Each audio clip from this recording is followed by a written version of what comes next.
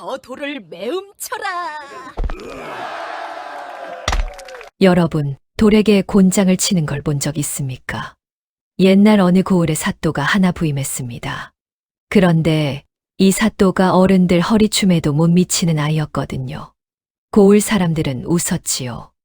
이방은 코웃음을 쳤고 토호는 거들떠보지도 않았습니다. 그런데 이 꼬마가 첫 재판에서 한일이 돌에게 곤장을 치라는 것이었거든요. 미쳤다고요? 아닙니다. 이 꼬마는 미친 게 아니었습니다. 이제부터 그 이야기를 들려드리겠습니다. 사연 시작 전 구독과 좋아요를 눌러주신다면 저에게는 큰 힘이 됩니다. 그럼 사연 시작합니다. 옛날 아주 먼 옛날 호랑이가 담배 피우던 시절 나라에서 가장 큰 시험에 장원급제를 한 아이가 있었습니다. 그런데 이 아이가 고작 꼬마였거든요.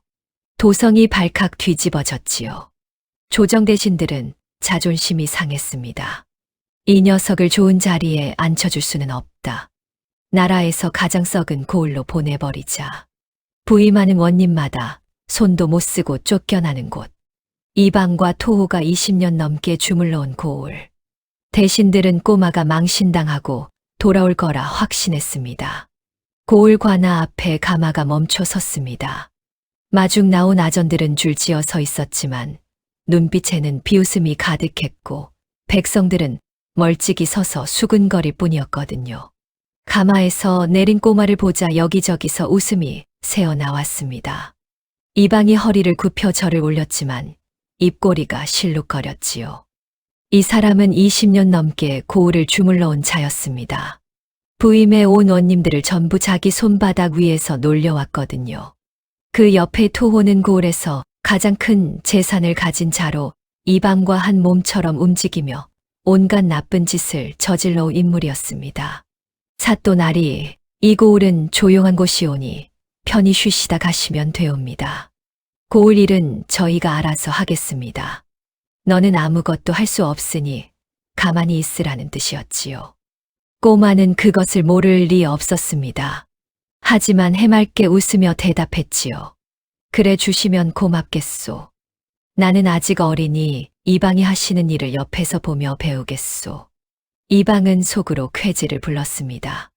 역시 애송이로구나. 토호와 눈빛을 주고받으며 만족스러운 미소를 지었지요. 그날 밤 꼬마는 처소에 홀로 앉아 낮에 본 것들을 되짚었습니다. 창고 자물쇠가 새 것인 것, 장부가 유난히 깨끗한 것, 아전들이 백성들에게 거만한 것, 이 모든 것이 수상한 조각들이었지요. 저들이 나를 철없는 아이로 여기는 동안 천천히 진실을 찾아내야겠구나. 꼬마 사또의 첫날 밤은 그렇게 깊어갔고 이방과 토호는 자신들의 세상이 계속될 거라 믿으며 단잠에 빠져들었습니다. 꼬마 사또가 부임한 지 나흘째 되는 날이었습니다. 아침 해가 떠오를 무렵 장터 쪽에서 큰 소동이 벌어졌거든요. 울음소리가 관아 담장을 넘어올 정도였지요. 꼬마 사또가 장터로 나가보니 커다란 비석 앞에 한 사내가 주저앉아 울고 있었습니다. 옷은 남루했고 얼굴은 수척했지만 눈빛만은 또렷하게 살아있었지요. 사내 주변으로 구경꾼들이 둘러서 있었는데 누구 하나 도와주려는 사람은 없었습니다. 사연을 들어보니 이런 일이었거든요. 이 사내는 고을에서 효자로 소문난 사람이었습니다. 부모님이 중병에 걸려 약값이 급했는데 집안에 남은 거라곤 돌아가신 어머니가 물려주신 비단 보따리 하나뿐이었지요. 천하의 둘도 없는 귀한 비단이라 팔기가 아까웠지만 부모님 목숨이 달린 일이니 어쩔 수 없었습니다. 그것을 팔아 약값을 마련하려고 새벽부터 장터로 향했거든요. 그런데 장터에 너무 일찍 도착한 겁니다. 아직 해가 뜨지도 않았고 가게들도 문을 열지 않았지요. 사내는 비석 옆에 보따리를 꼭 끌어안고 앉아 장이 열리기를 기다렸습니다. 밤새 부모님 간호에 잠을 못 잔 터라 눈이 스르르 감겼거든요. 잠깐만 눈을 붙이자. 그렇게 잠이 들어버렸습니다.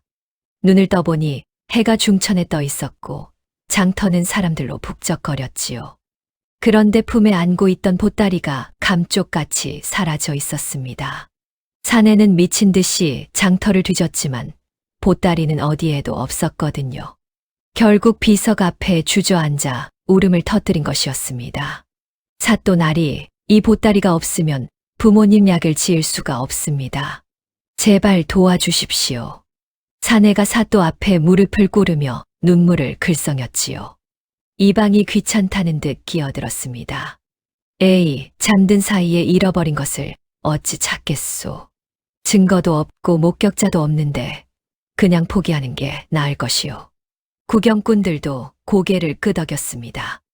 누가 가져갔는지 본 사람이 아무도 없으니 찾을 방법이 없다는 것이었지요. 이방은 슬쩍 사또를 바라보며 속으로 비웃었습니다. 이걸로 꼬마 사또의 무능함이 드러나겠구나. 그때 꼬마 사또가 비석을 올려다보았습니다. 사람 키 2배는 되는 커다란 돌이었지요. 장터 길목 한가운데 떡하니 서 있어서 지나가는 사람이라면 누구나 이 비석 앞을 거쳐야 했습니다. 사또의 눈이 반짝였거든요. 비석 주변의 땅바닥을 살피더니 뒤편으로 돌아가 흙을 만져보기까지 했지요. 비석 뒤편에는 움푹 파인 구덩이가 있었고 그 주변의 흙은 다른 곳과 달리 유난히 건붉은 빛을 띠고 있었습니다. 사또는 다시 앞으로 돌아오더니 갑자기 엉뚱한 명령을 내렸습니다. 여봐라, 저 비석을 포박하여 관하로 끌고 오너라. 장터가 조용해졌습니다. 사람들은 자기 귀를 의심했지요. 돌덩이를 잡아오라니 포졸들도 멍하니 서 있었거든요. 이방이 어이없다는 표정으로 물었습니다. 사또 날이 비석을 잡아오라니 그게 무슨 말씀이십니까? 내 명이다. 어서 움직여라. 사또의 목소리는 어렸지만 서슬이 펄했습니다. 포졸들은 마지못해 비석의 밧줄을 감았지요. 여러 명이 달라붙어 끌고 밀어가나 마당 한가운데까지 옮겨 놓았습니다. 소문은 삽시간에 퍼져나갔고 장터의 상인들과 백성들이 구경하러 관아로 우르르 몰려들었지요. 관아 마당이 인산인해를 이루었거든요. 꼬마 사또는 동원 앞에 의젓하게 앉아 비석을 노려보았습니다.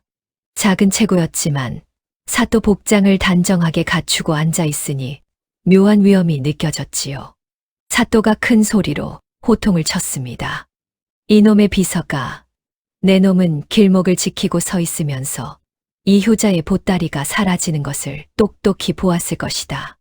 그런데도 왜 입을 열지 않느냐? 도둑놈이 가져가는 걸 보고도 모른 척했으니 내 놈은 공범이나 다름없다. 입을 열 때까지 곤장을 쳐라. 포졸이 곤장을 들고 비석 앞에 섰습니다. 사또가 손을 들어 신호를 보내자 곤장이 내리쳐졌지요. 탁, 탁, 탁. 돌덩이를 때리는 둔탁한 소리가 관아 마당에 울려 퍼졌습니다. 처음에는 조용하던 구경꾼들이 하나 둘 웃기 시작했거든요. 참고 참다 결국 관아 마당 전체가 웃음바다가 되었지요. 세상에 돌한테 곤장을 치다니 저 꼬마 사또가 제정신인가. 돌이 말을 하겠느냐. 저러다 말겠지.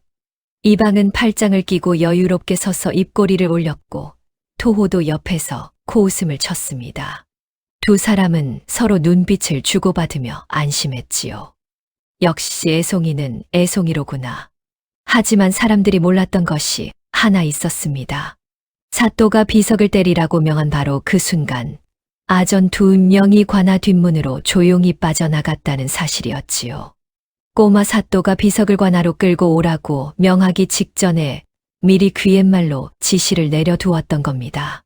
장터로 돌아가서 비석 주변을 샅샅이 뒤져라.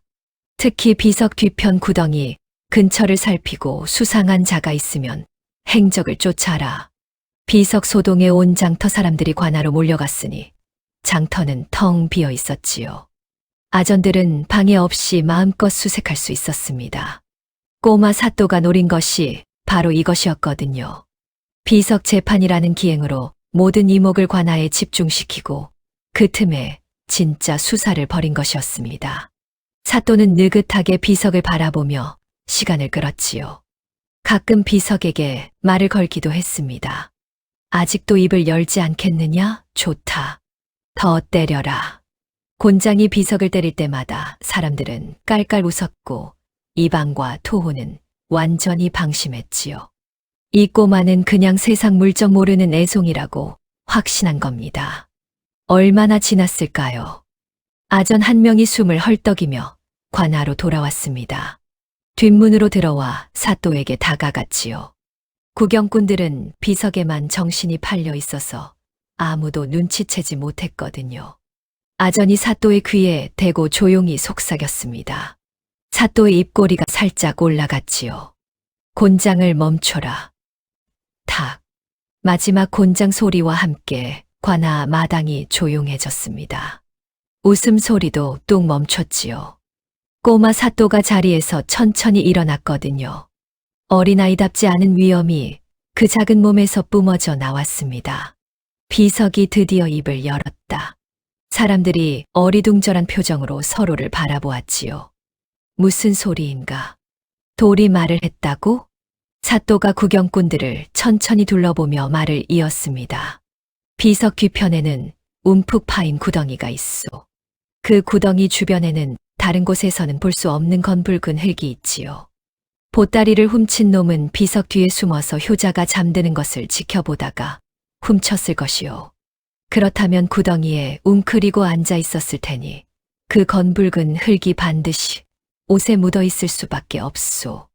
관아 마당이 술렁이기 시작했습니다. 사또가 손가락을 들어 구경꾼 속 한 사내를 똑바로 가리켰지요. 저 사람의 소매와 무릎을 보시오. 모든 시선이 한 곳으로 쏠렸습니다. 구경꾼 틈에 섞여 있던 사내 하나가 움찔했거든요. 그 사내의 소매와 무릎에는 건붉은 흙이 선명하게 묻어 있었습니다. 아전이 장터를 수색하는 동안 이 사내가 비석 뒤편 구덩이를 서성이는 것을 목격했고 그 행적을 추적한 끝에 사또에게 보고한 것이었지요. 사내의 얼굴이 새하얗게 질렸습니다. 뒤로 돌아 도망치려 했지만 이미 포졸들이 양옆을 막아선 뒤였거든요. 사내는 허둥대다 결국 그 자리에서 무릎을 꿇었습니다. 잘못했습니다. 사또 나리. 새벽에 장터에 갔다가 효자가 보따리를 안고 잠든 걸 보고 그만 욕심이 생겨서 사내는 고개를 조아리며 벌벌 떨었지요. 사또는 사내를 내려다보며 차분하게 말했습니다. 남의 것을 탐하는 마음은 누구에게나 생길 수 있소. 하지만 아픈 부모님의 약값을 빼앗는 것은 사람의 도리가 아니오. 보따리를 돌려주고 깊이 반성하시오. 사내의 품에서 비단 보따리가 나왔습니다. 효자는 두 손으로 보따리를 받아들고 눈물을 주르르 흘렸지요. 무릎을 꿇고 사또에게 절을 올렸거든요. 사또 나리, 은혜를 잊지 않겠습니다. 백성들 사이에서 탄성이 터져 나왔습니다. 세상에 비석을 때린 것이 미친 짓이 아니었어.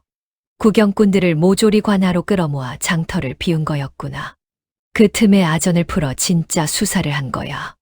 사람들은 감탄하며 고개를 끄덕였지요. 비석 재판은 미친 짓이 아니었습니다. 모든 이목을 한 곳에 집중시키는 동안 뒤에서 진짜 수사를 벌인 양동작전이었던 겁니다.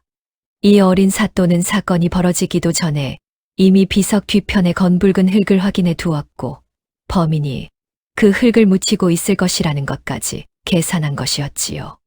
이방의 얼굴이 처음으로 굳어졌습니다. 입꼬리가 더 이상 올라가지 않았거든요. 토호의 눈빛도 달라졌지요. 이 꼬마가 단순한 애송이가 아닐 수도 있겠다는 불안이 두 사람의 머릿속을 스쳐 지나갔습니다. 하지만 이것은 시작에 불과했지요. 며칠 뒤 관아에 또 다른 억울한 사연이 찾아왔거든요. 비석 재판 소문이 고을 전체에 퍼지자 백성들이 하나둘 관아를 찾아오기 시작했습니다. 그동안 이방이 무서워서 입도 뻥긋 못했던 사람들이었지요. 그 중에서도 가장 시끄러운 사건이 하나 터졌거든요. 두 사내가 하나의 솥단지를 사이에 두고 관아 마당에서 멱살을 잡고 있었습니다. 하나는 장터에서 솥을 만들어 파는 솥장수였고 다른 하나는 같은 장터에서 국밥을 파는 국밥집 주인이었지요. 솥장수가 먼저 소리를 질렀습니다. 사또나리, 이 솥은 제가 한 달 동안 공들여 만든 것입니다. 저놈이 제 가게 앞에서 슬쩍 가져간 겁니다. 국밥집 주인도 지지 않았거든요. 무슨 소리요? 이건 내가 3년 넘게 써온 솥이요. 이 사람이 자기가 만들었다고 우기는 것이요. 두 사람 다 자기 솥이라고 주장했습니다. 증인도 없고 증거도 없었지요. 구경꾼들이 또 몰려들었거든요. 비석 재판 다음에는 또 무슨 재판을 할까 궁금했던 겁니다. 이방이 슬쩍 다가와 속삭였습니다. 사또나리, 이런 건 그냥 반으로 나누라고 하시는 게 편합니다. 소치야 장터에 가면 널렸으니까요. 꼬마 사또는 이방의 말을 듣는 둥 마는 둥 솥단지를 한참 들여다보았습니다. 손으로 만져보기도 하고 안쪽을 들여다보기도 했지요. 그러더니 갑자기 포졸들에게 명령을 내렸거든요. 이 솥을 옥에 가두어라. 관아 마당이 또 한 번 술렁였습니다. 비석에 이어 이번엔 솥을 가둔다니. 구경꾼들 사이에서 웃음이 터져 나왔지요. 이방도 속으로 코웃음을 쳤습니다. 역시 이 꼬마는 기행을 일삼는 애송이라고요. 하지만 사또의 다음 말에 웃음이 뚝 멈췄거든요. 이 솥은 오늘 밤 내게 진짜 주인이 누구인지 말해줄 것이다. 그리고 내일 아침 가짜 주인이 밝혀지면 엄벌에 처하겠다. 도둑질의 거짓 송사까지 올렸으니 곤장 50대는 각오하시오. 사또의 목소리가 관아 마당에 쩌렁쩌렁 울렸습니다. 곤장 50대라. 그 말에 두 사내의 얼굴이 동시에 굳어졌지요. 진짜 주인은 억울한 표정이었고 가짜 주인은 얼굴이 살짝 창백해졌거든요. 하지만 겉으로는 둘 다 당당한 척했습니다. 조소, 사또나리. 소치, 진짜 주인을 말해준다면야 저는 당당히 받아들이겠소. 두 사내가 똑같이 대답했지요. 솥은 포졸들에 의해 옥사로 옮겨졌고 사또는 동원으로 들어갔습니다. 구경꾼들은 웅성거리며 흩어졌지요.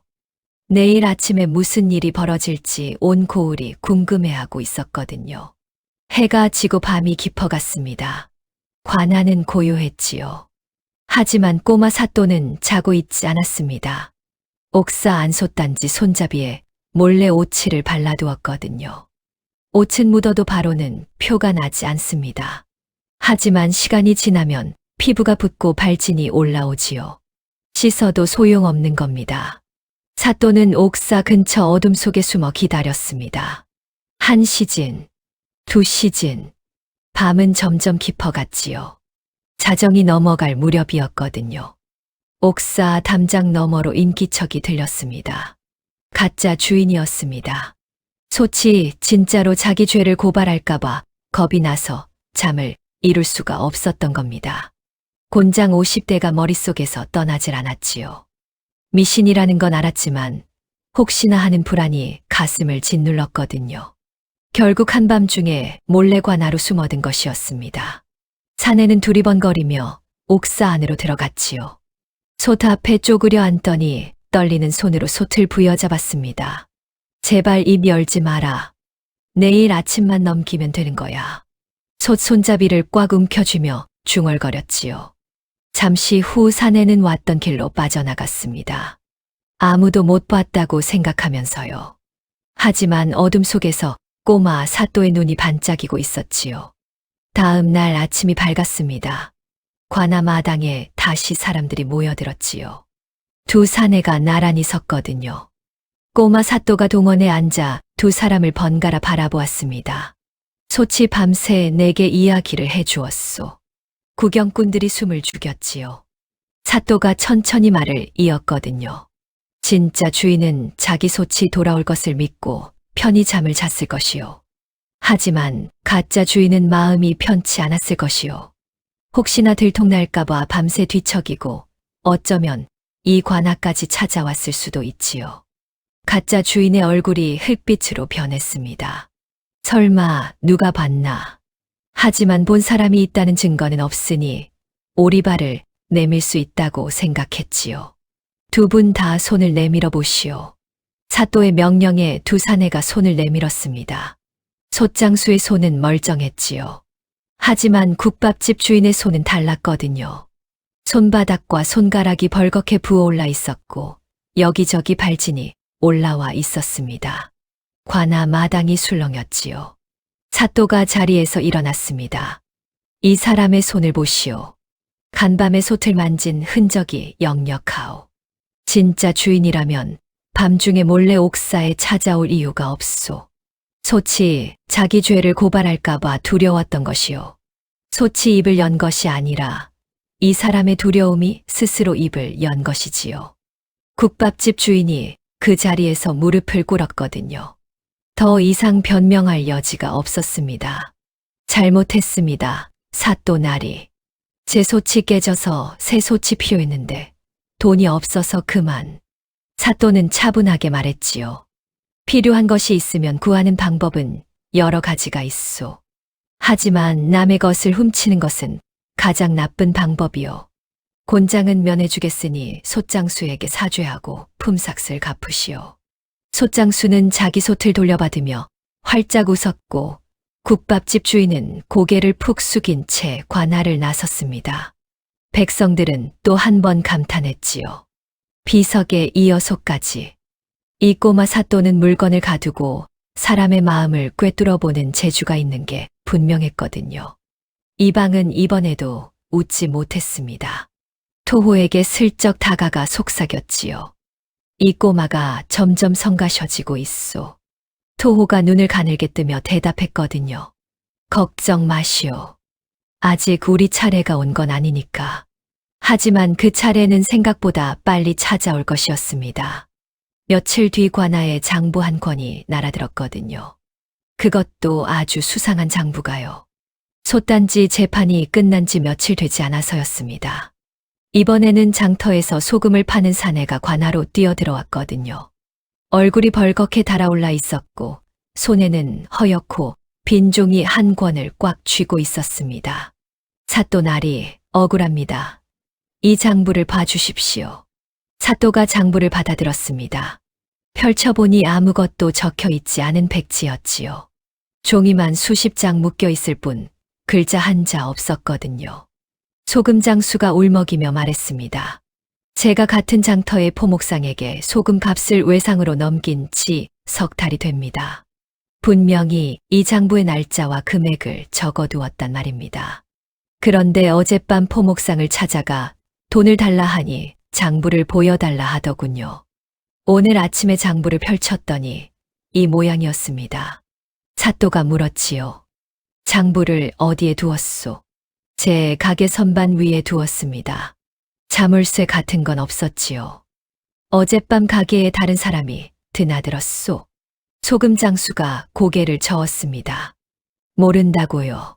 장사가 끝나면 문을 닫고 집에 가니까 밤중에 누가 왔는지는 알 수 없다는 것이었지요. 포목상이 관아 마당으로 불려왔습니다. 배가 볼록하고 눈이 작은 사내였거든요. 느긋하게 걸어오더니 사또 앞에서 능글맞게 웃었습니다.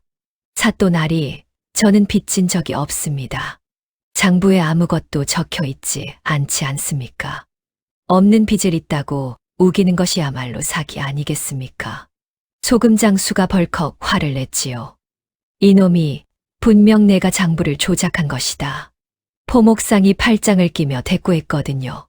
증거가 있소. 백지가 증거요? 허허. 구경꾼들이 또 모여들었습니다. 비석 재판의 솥단지 재판까지 본 사람들이었지요. 이번에는 또 어떤 기발한 판결이 나올지 기대하는 눈빛이었거든요. 이방이 슬쩍 끼어들었습니다. 사또 나리, 장부가 백지인데 어쩌겠습니까? 증거가 없으면 소금 장수의 패소입니다. 이런 건 빨리 끝내시지요. 이방의 눈이 포목상과 살짝 마주쳤습니다. 아주 짧은 순간이었지요. 고개를 끄덕인 것인지 아닌지 알 수 없을 정도로 미세한 움직임이었거든요. 포목상의 입꼬리가 그 순간 한 번 더 올라갔습니다. 사또는 이방의 말을 듣지 않았습니다. 장부를 코에 가까이 가져가 냄새를 맡았지요. 그러더니 종이를 손가락으로 문질러 보기도 하고 빛에 비춰보기도 했거든요. 한참을 들여다보던 사또의 눈이 반짝였습니다. 종이가 이상하오. 관아 마당이 조용해졌지요. 사또가 천천히 말을 이었습니다. 보통 장구종이는 손때가 타서 가장자리가 누렇게 변하기 마련이요. 3달 넘게 썼다면 더할 것이요. 그런데 이 장부는 가장자리는 누렇고 가운데만 유난히 깨끗하오.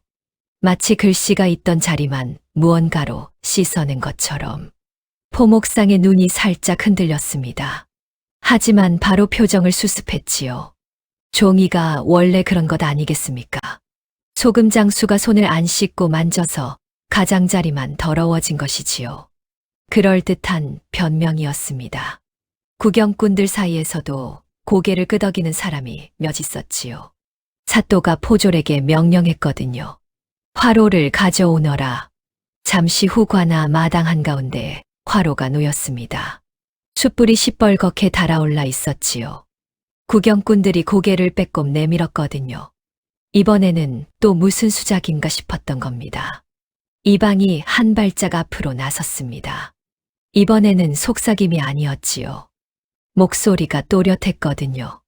사또날이 송사의 증거물 훼손은 관례에 어긋납니다.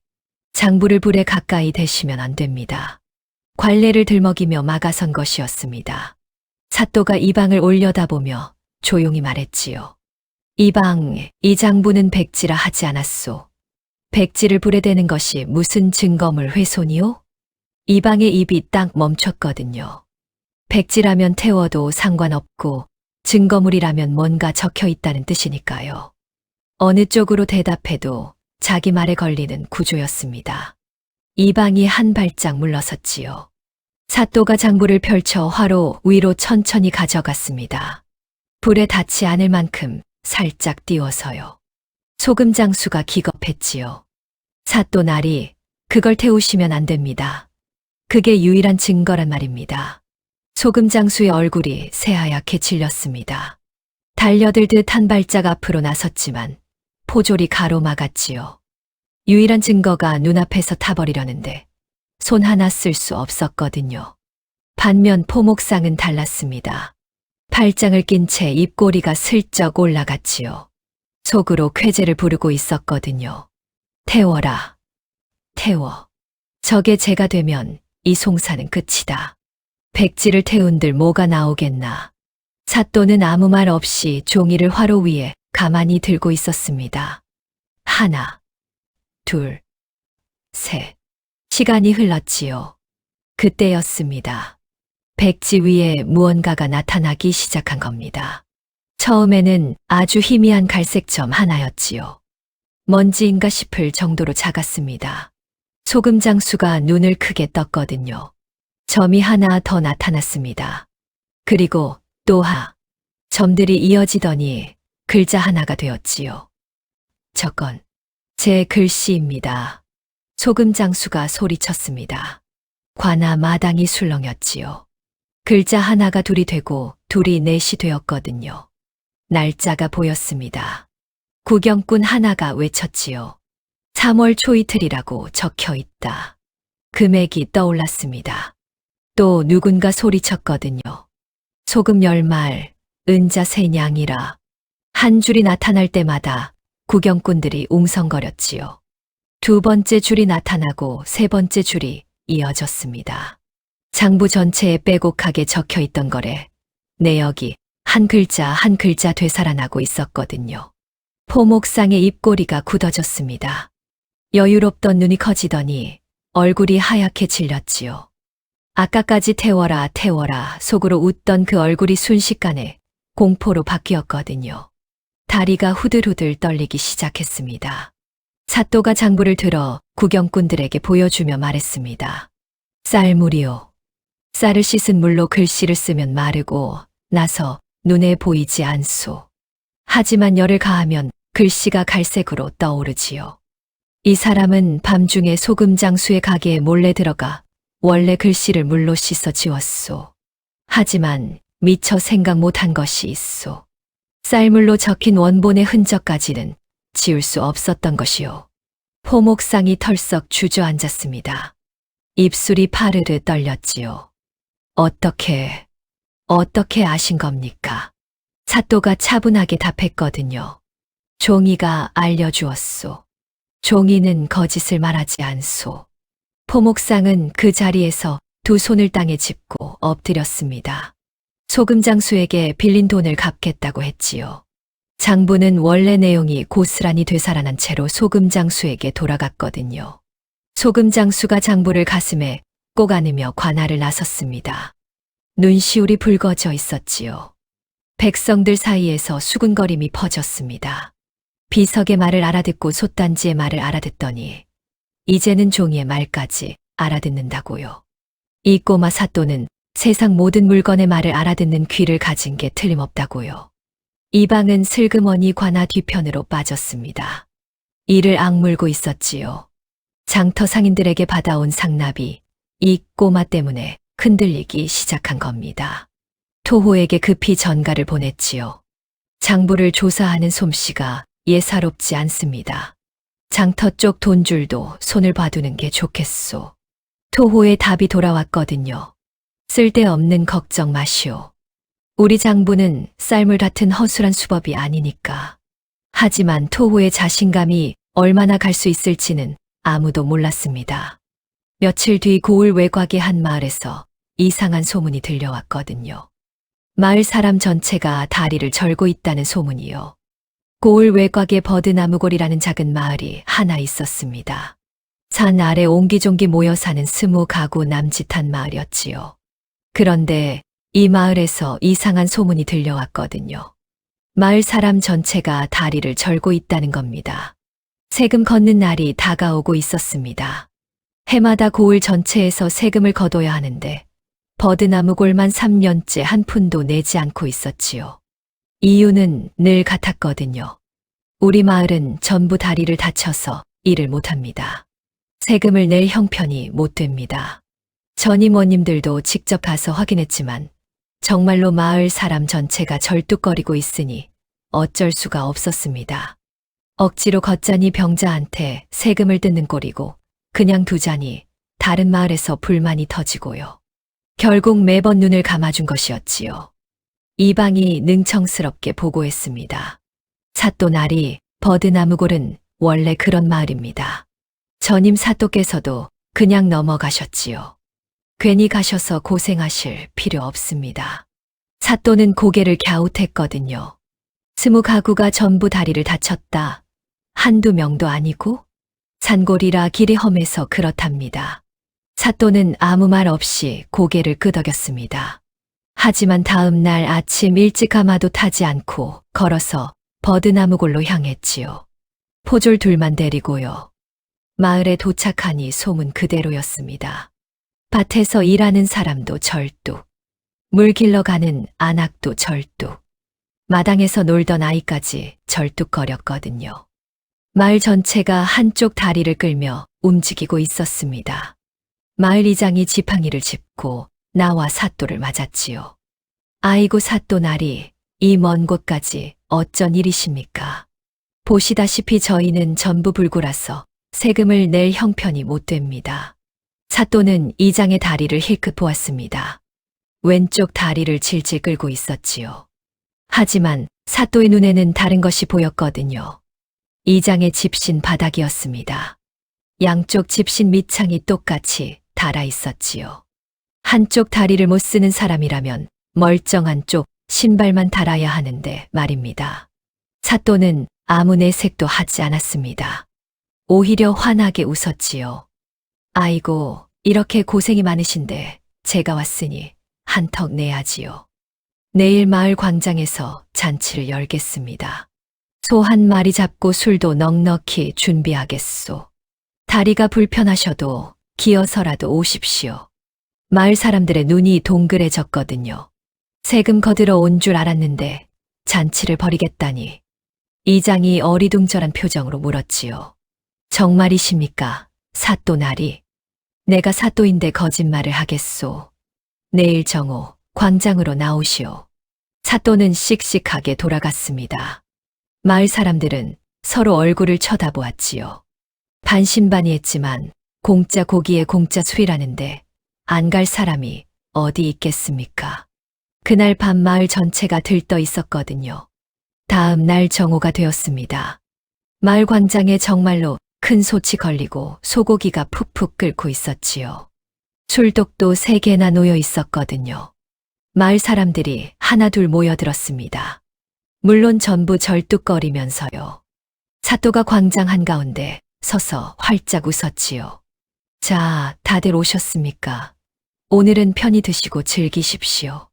사람들이 자리를 잡고 앉기 시작했습니다. 고기 냄새가 솔솔 풍기고 술잔이 돌았지요. 분위기가 무르익어갔거든요. 아까까지 절뚝거리던 사람들이 고기를 뜯고 술을 마시며 웃음꽃이 피었습니다. 그때였습니다. 광장 뒤편 덤불 속에서 갑자기 위민거리는 소리가 들렸지요. 사또가 미리 숨겨둔 포졸이 빈 나무통을 막대기로 미친 듯이 두드리기 시작한 겁니다. 동시에 사또가 벌떡 일어나 소리를 질렀거든요. 말벌통이 터졌다. 다들 피하시오. 그 순간 마을 광장이 아수라장이 되었습니다. 말벌이라는 소리에 사람들이 벌떡벌떡 일어났지요. 절뚝거림은 온데간데 없었거든요.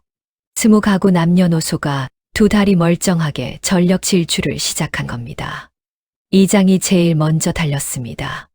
아까까지 지팡이 짚고 절뚝거리던 사람이 지팡이를 내팽개치고 토끼처럼 뛰었지요. 안악들은 치마를 걷어 올리고 달렸고 아이들은 담을 훌쩍 넘었거든요. 3년 동안 다리를 못 쓴다던 사람들이 전부 올림픽 선수처럼 뛰고 있었습니다. 광장 끝까지 달려간 사람들이 뒤를 돌아보았습니다. 말벌은 없었지요. 벌통도 없었거든요. 있는 것이라곤 광장 한가운데 두 팔을 짚고 배를 잡으며 웃고 있는 꼬마 사또뿐이었습니다. 마을 사람들의 얼굴이 시뻘겋게 달아올랐지요. 방금 자기들이 뭘 했는지 깨달은 겁니다. 두 다리 멀쩡하게 달린 것을 온 마을이 서로 목격해버린 것이었거든요. 이장이 고개를 푹 숙이며 돌아왔습니다. 지팡이는 주울 생각도 못하고요. 사또가 웃음을 거두고 차분하게 말했지요. 다리가 나으셨으니 다행입니다. 세금은 올해치만 내시면 됩니다. 지난 3년치는 묻지 않겠소. 이장이 두 손을 모아 절을 했거든요. 다른 마을 사람들도 하나둘 고개를 숙였습니다. 꼬마한테 속았다는 게 창피하면서도 3년치를 안 묻겠다는 말에 감사한 마음이 더 컸지요. 사또가 돌아가며 한마디를 남겼거든요. 고기는 남았으니 드시고 가십시오. 다리가 멀쩡하시니 거기까지 걸어가실 수는 있겠지요? 마을 사람들은 아무 말도 못한 채 서로 얼굴만 쳐다보았습니다. 그리고 슬금슬금 광장으로 돌아와 남은 고기를 먹었지요. 분위기가 좀 묘했거든요.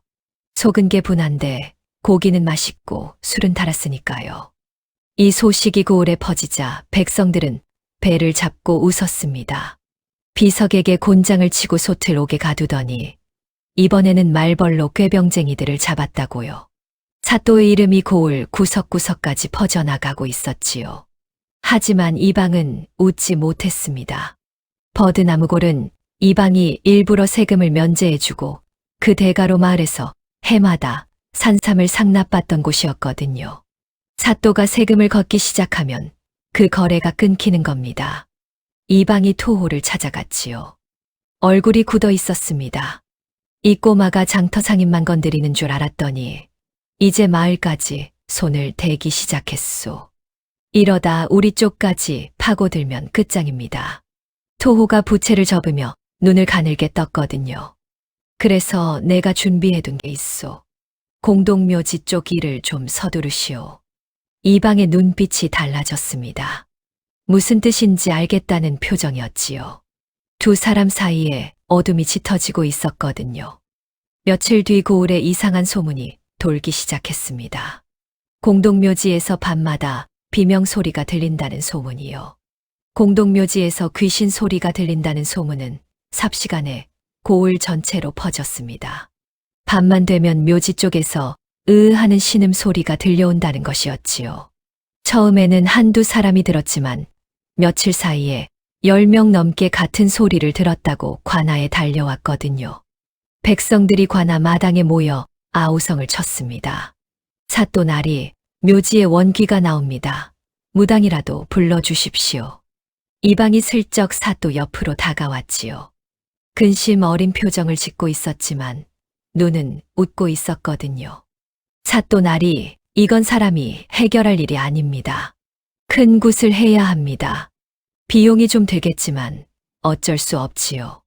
사또는 이방의 말을 듣지 않았습니다. 대신 소리를 들었다는 사람들을 한 명씩 불러 물었지요. 어떤 소리였소? 하는 신음이었습니다. 뼈가 으스러지는 것 같은 소리가 끊기지 않고 계속 이어졌소. 아닙니다. 잠깐 들리다가 멈추고 또 들리다가 멈추고 그랬습니다. 사또의 눈이 가늘어졌거든요. 귀신 소리가 잠깐 들리다 멈추고를 반복한다. 진짜 귀신이 쉬어가며 오는 것이 아니라면 무언가 작업을 하다가 멈추는 소리라는 뜻이었지요. 그날 밤이었습니다. 사또는 포졸 하나만 데리고 묘지로 향했지요. 달빛이 묘비 사이로 흘러들고 있었거든요. 바람이 불 때마다 풀이 스치는 소리가 났지만 그 외에는 고요했습니다. 사또는 묘지 한가운데 큰 소나무 뒤에 몸을 숨기고 기다렸지요. 한 시즌이 지났습니다. 아무 소리도 들리지 않았거든요. 2시즌째에 접어들 무렵이었습니다. 쿵, 쿵, 쿵. 땅 속에서 둔탁한 소리가 올라왔지요. 포졸이 사또의 소매를 움켜쥐었거든요. 손이 떨리고 있었습니다. 하지만 사또는 가만히 귀를 기울였지요. 쿵쿵쿵. 잠시 멈춤. 다시 쿵쿵쿵. 사또의 입가에 미소가 번졌습니다. 이건 신음소리가 아니었거든요. 망치 소리였지요. 누군가 땅 속에서 무덤을 파고 있었던 겁니다. 소리가 땅을 타고 올라오면서 하는 울림으로 바뀌었던 것이지요. 도굴이었습니다. 사또는 소리가 나는 위치를 눈으로 확인하고 조용히 묘지를 빠져나왔거든요. 포졸에게 속삭였습니다. 내일 밤에 끝내겠다. 아무에게도 말하지 마라. 다음 날 낮이었습니다. 사또가 관아 마당에서 백성들에게 선포했지요. 공동묘지의 원귀를 달래기 위해 오늘 밤 묘지 사방에 횃불을 세우고 금주를 두르겠소. 밤새 징을 울려 귀신을 몰아내겠으니 백성들은 안심하시오. 백성들이 안도의 한숨을 내쉬었거든요. 이방도 고개를 끄덕였지만 눈빛이 불안했지요. 토호에게 급히 사람을 보냈습니다. 사또가 밤에 묘지에 횃불을 세운답니다. 토호의 얼굴이 살짝 굳었지만 곧 웃음을 지었거든요. 횃불 몇 개의 징소리로 귀신을 쫓겠다. 애송이답구나. 하룻밤만 넘기면 된다. 패들에게 오늘 밤은 쉬라고 전해라. 하지만 토호가 몰랐던 것이 있었습니다. 사또의 진짜 계획은 귀신을 쫓는 게 아니었거든요. 해가 지자 포졸들이 묘지로 향했습니다. 묘지 사방에 횃불을 꽂았지요. 동쪽에 5개, 서쪽에 5개, 남쪽에 5개. 횃불 사이사이에 금주를 둘렀거든요. 징을 든 포졸 셋이 묘지 주변을 돌며 밤새 쾅쾅 울리기 시작했습니다. 그런데 북쪽만 달랐지요. 횃불도 없고 금줄도 없고 징 소리도 들리지 않았거든요. 묘지 북쪽 언덕 아래 좁은 오솔길 하나만 캄캄하고 조용했습니다. 사또는 그 오솔길 끝 덤불 속에 포졸 10명을 매복시켜 두었지요. 그리고 자신은 묘지가 내려다 보이는 언덕 위에 올라가 어둠 속에서 지켜보고 있었거든요. 첫째 밤은 조용했습니다. 토호가 패거리에게 쉬라고 했으니 당연했지요. 이방이 다음 날 아침 의기양양하게 보고했거든요. 사또날이 귀신이 물러간 듯합니다. 횃불과 금줄이 효과가 있었나 봅니다. 사또는 고개를 저었지요. 아니요. 아직 끝나지 않았소. 횃불과 금줄을 사흘 밤 더 유지하겠소. 이방의 얼굴이 살짝 일그러졌습니다. 하루만 해서 끝내려 했는데 사흘이라니요. 토호에게 다시 전가를 보냈지요. 사흘 밤을 더 한답니다. 토호가 이를 갈았거든요. 묘지 밑에 파둔굴 안에 감나가는 부장품들이 아직 남아 있었습니다. 이대로 사흘을 더 놔두면 굴이 무너질 수도 있었지요. 이미 수십 양어치를 들여 파놓은 굴이었거든요. 셋째 날 밤에 마무리한다. 북쪽은 비어있으니 그쪽으로 들어가서 남은 것을 빼내라고 전해라. 셋째 날 밤이 되었습니다. 횃불은 여전히 삼면을 밝히고 있었고 징소리가 밤하늘에 울렸지요. 북쪽 오솔길은 여전히 캄캄했거든요. 자정이 넘어갈 무렵이었습니다. 북쪽 오솔길에 인기척이 들렸지요. 하나, 둘, 셋, 넷, 5명의 그림자가 삽과 곡괭이를 들고 줄지어 들어오고 있었거든요. 발소리를 죽이며 묘지를 향해 움직였습니다. 그들이 오솔길 한가운데를 지나는 순간이었지요. 움직이지 마라. 어둠 속에서 포졸들이 사방에서 튀어나왔습니다. 횃불이 일제히 켜지면서 오솔길 전체가 환하게 밝아졌지요. 도굴꾼 5명이 꼼짝없이 포위당한 겁니다. 도굴꾼들이 삽을 내던지고 도망치려 했지만 이미 늦었거든요. 포졸들이 달려들어 하나씩 바닥에 눌러 포박했습니다. 사또가 언덕에서 내려왔지요. 삼면은 밝히고 한 면만 비워두면 쥐는 반드시 어두운 쪽으로 도망가는 법이요. 도굴꾼 두목이 이를 악물며 사또를 올려다보았거든요. 이 어린 놈이. 사또는 두목의 앞에 쪼그려 앉으며 물었지요. 누가 시켰소? 두목이 입을 다물었습니다. 하지만 나머지 넷 중 막내가 공포에 질려 먼저 입을 열었거든요. 토호 어른이 시켰습니다. 묘지 밑에 있는 금 장신구를 꺼내오면 삭슬 주겠다고. 두목이 막내를 노려보았지만 이미 엎질러진 물이었지요. 사또가 천천히 일어서며 말했습니다. 토호라. 그래서 묘지 쪽 길을 서두르라고 했던 것이요. 사또의 눈이 어둠 속에서 차갑게 빛났거든요. 도굴꾼들은 포박된 채 관아로 끌려갔습니다.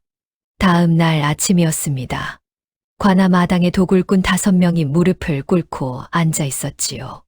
그 뒤에 삽과 곡괭이가 나란히 놓여 있었고 무덤에서 파는 금 비녀와 옥놀이개가 증거물로 펼쳐져 있었거든요. 백성들이 몰려들었습니다. 귀신 소리의 정체가 도굴이었다는 사실에 분노했지요. 조상의 무덤을 파헤치다니 하늘이 용서하지 않을 짓이었거든요. 사또가 공개적으로 선포했습니다. 도굴꾼의 배후를 조사한 결과 이 고을의 토호가 지시한 것으로 밝혀졌소. 토호를 체포하여 문초하겠소. 관아 마당이 웅성거렸지요. 토호라면 이 고을에서 손 못 대는 사람이었거든요. 이방의 얼굴이 창백해졌습니다. 자기도 엮일 수 있다는 걸 직감한 것이지요. 토호가 포졸들의 의회 관하로 끌려왔습니다. 처음으로 당당하지 못한 얼굴이었거든요. 하지만 입을 열 자 여전히 능글맞았지요. 사또 나리, 저는 모르는 일입니다. 저 도굴꾼들이 거짓으로 제 이름을 댄 것이지요. 사또가 차분하게 대답했거든요. 토호, 도굴꾼이 당신 이름을 대기 전에 내가 먼저 당신을 의심한 이유를 알려드리겠소. 귀신 소문이 돌기 시작한 날과 당신이 묘지 옆 밭을 사들인 날이 같소. 밭을 사서 농사를 짓는 게 아니라 묘지로 드나드는 길을 확보한 것이지요. 토호의 눈이 흔들렸거든요. 사또가 말을 이었습니다. 그리고 내가 횃불을 세운다고 했을 때 이방이 당신에게 전가를 보냈소. 내가 북쪽을 비워둔 이유를 아시오? 당신이 반드시 그 길로 패거리를 보낼 것을 알았기 때문이요. 토호의 입이 벌어졌다 닫혔습니다. 더 이상 변명할 여지가 없었지요. 사또가 자리에서 일어나며 선포했거든요. 토호는 도굴 교사 및 부장품 절도 혐의로 옥에 가두겠소. 도굴꾼들은 곤장 후 방면하되 다시는 이런 짓을 하지 마시오. 포졸들이 토호를 끌고 갔습니다. 토호가 끌려가면서 이방을 노려보았지요. 이방은 고개를 돌렸거든요. 손이 떨리고 있었습니다. 하지만 토호는 옥에서 사흘을 버텼지요. 도굴꾼 막내의 증언 외에는 토호가 직접 지시했다는 물증이 없었거든요. 토호가 오간에서 당당하게 소리쳤습니다. 사또 나리 떠돌이 도굴꾼의 말 한마디로 이 고을의 어른을 옥에 가두시오? 증거를 대시오. 증거를. 사또는 이를 악물었지요. 묘지 옆밭을 산 것은 정황일 뿐 직접 증거가 아니었거든요. 도굴꾼 두목은 끝까지 입을 열지 않았고 나머지 셋도 토호의 얼굴을 본 적이 없다고 했습니다. 막내의 증언만으로는 부족했지요. 결국 사또는 토호를 풀어줄 수밖에 없었거든요. 증거가 모이면 다시 부르겠소. 토호가 옥문을 나서며 사또를 돌아보았습니다. 입꼬리가 올라가 있었지요. 이겼다는 표정이었거든요. 백성들은 분통을 터뜨렸습니다. 뻔히 알면서도 잡지 못하는 꼴에 관아 마당에서 한숨이 쏟아졌지요. 사또는 동원에 홀로 앉아 주먹을 꽉 쥐고 있었거든요. 하지만 토호는 여유를 부릴 처지가 아니었습니다. 풀려나자마자 그날 밤 이방을 급히 불렀지요. 안방문을 굳게 닫고 목소리를 낮췄거든요. 꼬리가 잡혔소. 그 꼬마가 증거를 모으기 시작하면 끝이요. 이방의 얼굴이 하얗게 질렸습니다. 어떻게 합니까? 이러다 진짜. 토호가 주먹으로 탁자를 내리쳤지요. 가만히 앉아서 당할 수는 없소. 먼저 치는 수밖에 없소. 먼저 친다니요. 토호가 이방의 눈을 똑바로 보며 말했거든요. 관아 곡식 창고. 곡식을 빼돌리고 저놈한테 누명을 씌우시오. 부임한 뒤로 곡식이 사라졌다고 조정의 장계를 올리면 저놈은 끝이요. 이방이 침을 꿀꺽 삼켰습니다. 위험한 수였지요. 하지만 지금 가만히 있으면 자기가 먼저 잡히는 상황이었거든요. 알겠습니다. 제가 처리하지요. 이방은 토호의 집을 나와 관아로 돌아갔습니다. 밤이 깊었지요. 관아 뒷문으로 몰래 들어가 곡식 창고 열쇠를 꺼냈거든요. 그리고 곡식 장부를 펼쳤습니다. 붓을 들고 숫자를 고치기 시작했지요. 손끝이 떨렸지만 멈추지 않았거든요. 부임 전 재고와 현재 재고의 차이가 사또의 횡령으로 보이도록 장부를 맞추는데 밤새 걸렸습니다. 한편 토호는 이방을 시켜 장터의 인부들을 은밀히 고용해 밤사이 관아 창고의 곡식을 빼돌리게 했지요. 술의 세대가 어둠 속을 달려 토호의 별채 창고로 곡식 자루를 날랐거든요. 며칠 뒤 관아에 난리가 났습니다. 곡식 창고가 텅 비어 있었거든요.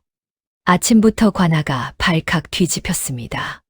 곡식 창고 문이 열려 있었고 안은 텅 비어 있었거든요.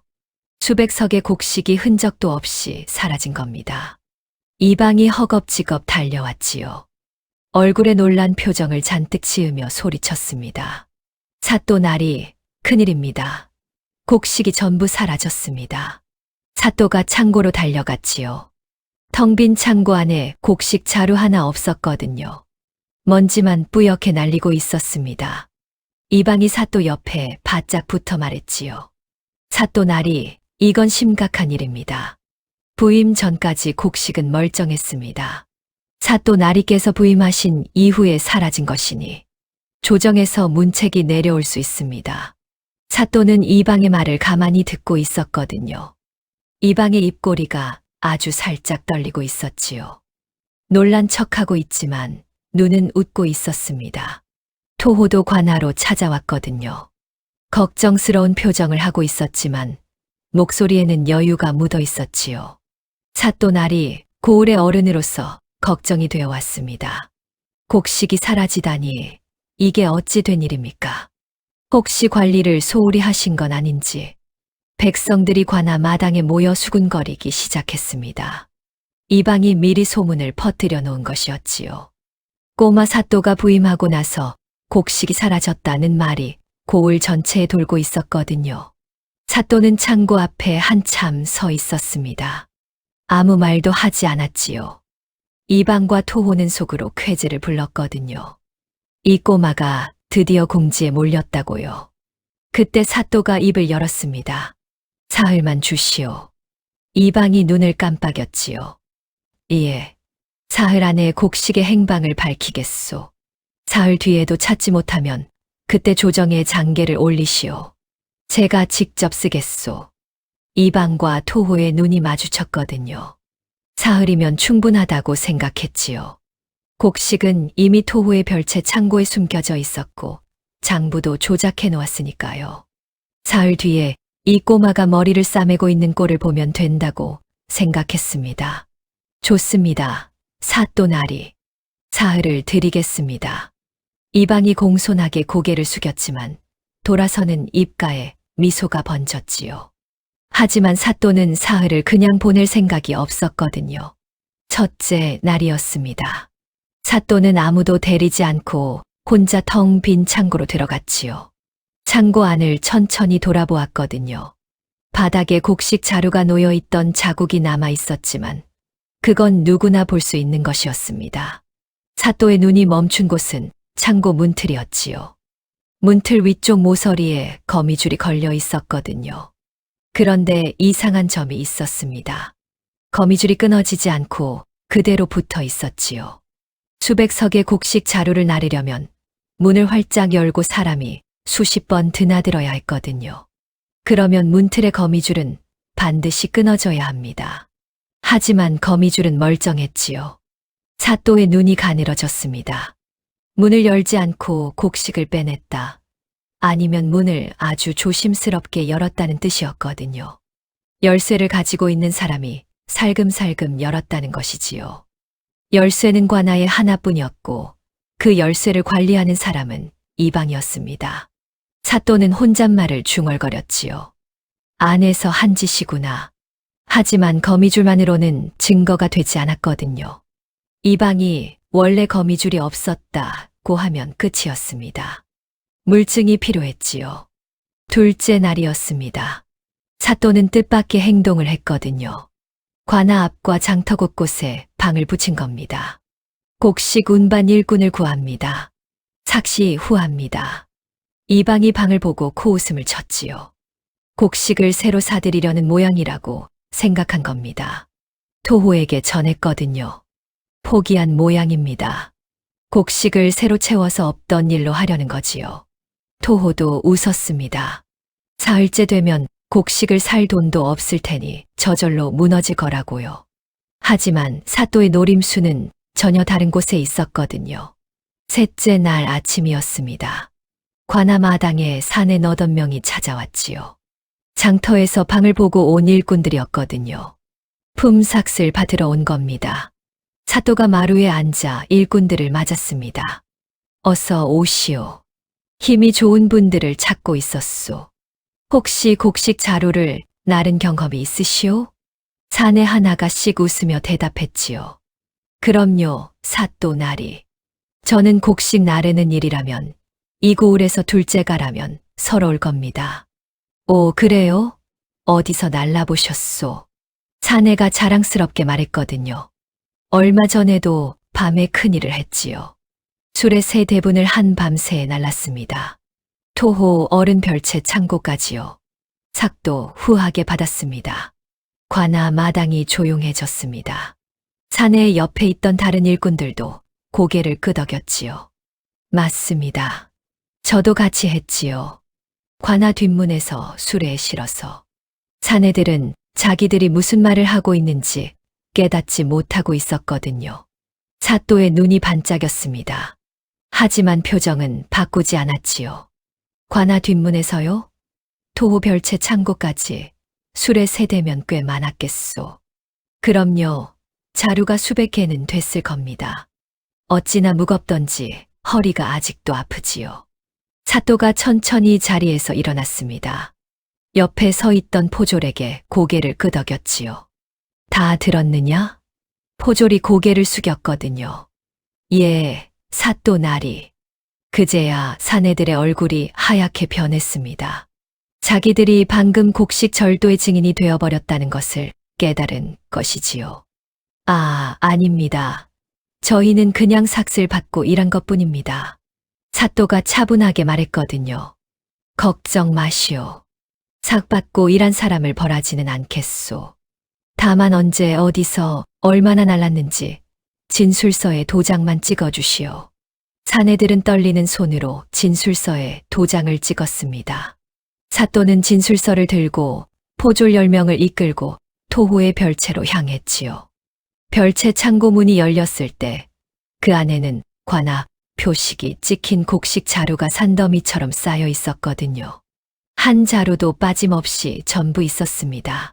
사또는 곡식 자루 하나를 들어 관아, 표식을 확인했지요.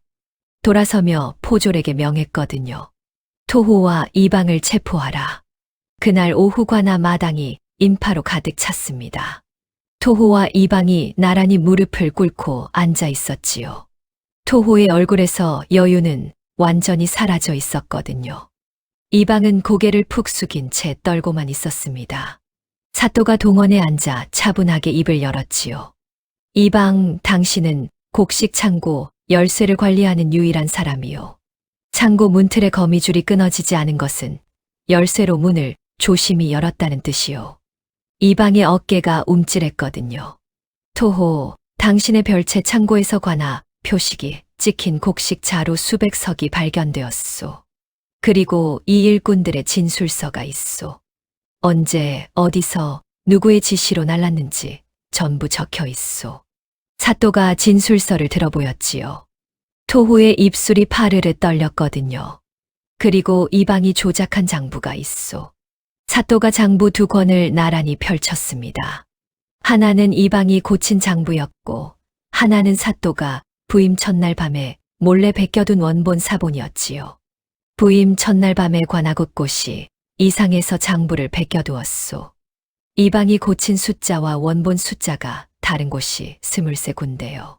관아 마당에서 탄성이 터졌거든요. 부임 첫날 밤에 이미 장부를 베껴두었다니. 사또가 처음부터 이 고을을 의심하고 있었던 겁니다. 이방이 바닥에 이마를 찌으며 소리쳤지요. 잘못했습니다. 전부 토호가 시킨 것입니다. 토호가 이방을 노려보았거든요. 이놈이 내가 먼저 하자고 하지 않았느냐. 두 사람이 서로를 물어뜯기 시작했습니다. 20년을 함께 고을을 쥐락펴락하던 자들이 제 살기를 찾아 상대를 팔아먹는 꼴이었지요. 백성들은 통쾌한 표정으로 지켜보았거든요. 사또가 손가락을 들어 이방을 가리켰습니다. 이방, 당신은 20년 동안 이 고을의 세금을 빼돌렸소. 버드나무골에서는 세금을 면제해주고 산삼을 상납받았소. 장터 상인들에게는 자릿세를 걷고도 장부에 올리지 않았소. 그리고 이번에는 관아 곡식까지 빼돌리고 그 죄를 내게 뒤집어 씌우려 했소. 이방의 얼굴이 종이장처럼 하얘졌지요. 입술을 깨물었지만 아무 말도 나오지 않았거든요. 사또의 손가락이 토호에게로 옮겨갔습니다.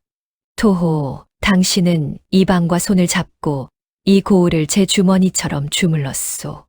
묘지의 부장품을 도굴하고 백성들의 땅을 헐값에 빼앗고 곡식을 빼돌려 창고에 쌓아두었소. 전임원님들이 왜 하나같이 못 버티고 떠났는지 이제 고을 전체가 알게 되었소. 토호가 이를 악물었지요. 눈에 핏줄이 섰거든요. 이 꼬마가 감히. 토호가 벌떡 일어나려 했습니다. 하지만 포졸 둘이 어깨를 눌러 다시 무릎을 꿇렸지요. 토호가 발버둥치며 소리를 질렀거든요. 나를 누구로 아느냐? 이 고을에서 30년을 살았다. 내까지 내 송이가. 그때 관아 마당 구석에서 한 노인이 앞으로 나왔습니다. 등이 굽어 있었고 옷은 해졌지요. 노인이 토호 앞에 서서 떨리는 목소리로 말했거든요. 30년이라고 했소. 그 30년 동안 내 아들이 당신 빚에 매여 품팔이를 하다가 허리가 부러졌소. 그래도 빚이 안 줄었소. 당신이 이자를 맘대로 올렸으니까. 노인 뒤에서 아낙 하나가 나섰지요. 우리 집밭을 헐값에 빼앗아 놓고 안 팔면 남편을 관아에 넣겠다고 했지요. 한 명이 나서자 2명이 나서고 2명이 나서자 10명이 쏟아져 나왔거든요. 20년 동안 눌려왔던 억울함이 관아 마당에서 한꺼번에 터져 나온 겁니다. 세금을 2번씩 걷어갔소. 장터 자리를 빼앗겼소. 억울하다고 호소하면 이방이 곤장으로 입을 막았소. 관아 마당이 울음바다가 되었지요. 토호의 얼굴에서 핏기가 완전히 빠졌거든요. 아까까지의 기세는 어디 가고 고개가 서서히 떨어지기 시작했습니다. 이방은 진작에 바닥에 이마를 짚고 있었지요. 잘못했습니다.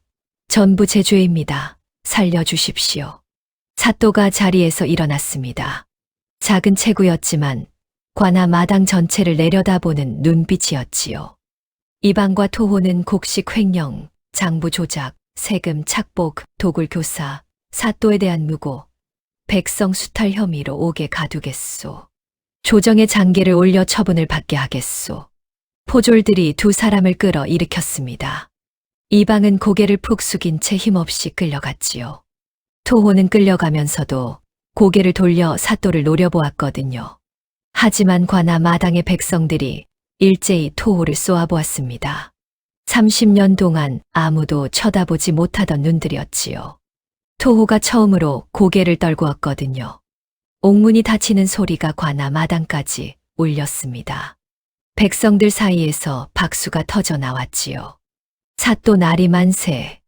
20년 묵은 체증이 내려갑니다. 사또는 자리에서 내려와 백성들에게 고개를 숙였거든요.